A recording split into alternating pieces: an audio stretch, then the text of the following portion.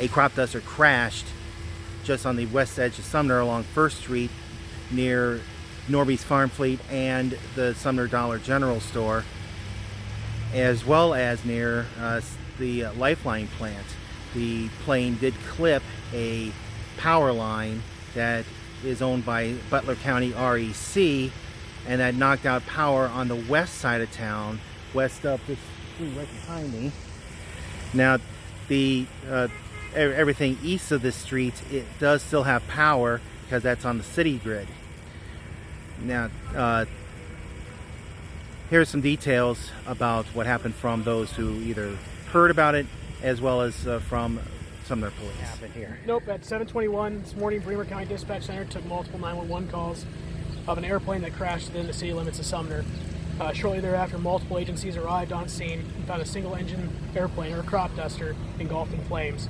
Once the fire was put out, it was established that this was a single fatality accident with no other injuries. The Federal Aviation Administration has been contacted. Will be investigating the incident, with additional details being released as they become available. How did you hear about this? We heard a big crash. We were inside the store and heard a big crash. Somebody came out to see what it was. We lost the power. Came out to see what it was, and then we saw another big, like a burst. Yeah, and we looked over and black smoke, and we saw the plane up in flames. It's like a fireball. Well, what was your thoughts before you found out it was a plane? Just Yeah, what we was weren't that? sure what it I mean, it was loud, and then our power went out, so we were trying to figure out what was going on. So On the way out the door, I saw a big black thing fly across the parking lot. Couldn't figure out what it was, but I guess it was the tire to the airplane that ended up over in the bank. And several of the employees were at the bank here with me this morning, and we happened to hear the explosion. We did not see the plane go down as such, but we did hear the explosion. One of the other co-workers saw the tire from the plane. There was an explosion. It flew across the parking lot from Norby's and bounced all the way over here until it damaged our front door.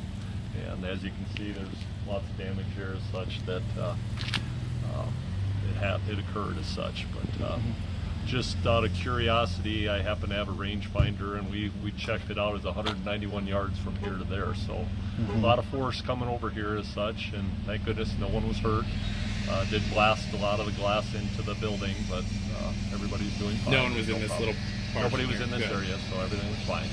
Now, of course, is there any damage over there? Because I know the bank got damage from the tire. Any damage over there other than the crash? Other than the power lines, there's really no other damage. This is here at the bank. This is probably the most, other than the crash itself, the most significant